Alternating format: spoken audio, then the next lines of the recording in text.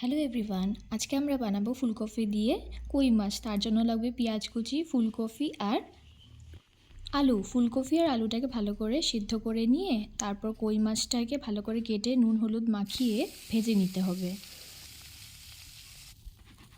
ভালো করে ভেজে একটুখানি তেলের মধ্যে আগের থেকে ফুলকপিটা একটু ভেজে উঠিয়ে রাখতে হবে।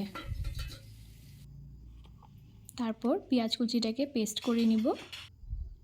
এবার গ্রেভির জন্য লাগবে সামান্য তেল, গোটা জিরে আর তেজপাতা। এবার দিয়ে দিব পেঁয়াজ বাটাটা,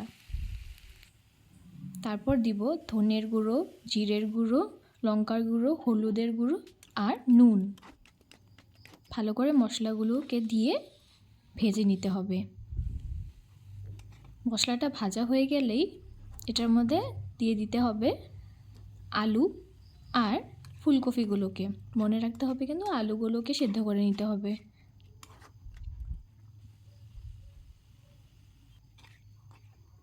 এবার আলু আর ফুলকপিগুলোকে দিয়ে ভালো করে মশলার গায়ে লাগিয়ে নিয়ে এটাকে একটু টাইম কষাতে হবে।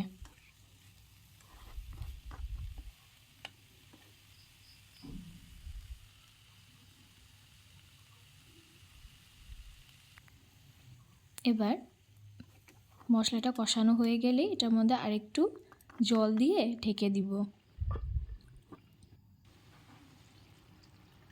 এবার সেই আগের জলটা টানার পরে এবার গ্রেভির জন্য ভালো করে জল দিয়ে কই মাছগুলোকে দিয়ে ভালো করে 5 থেকে 10 মিনিট ফুটালেই রেডি আমাদের কই মাছের আর ফুলকপির ঝোল।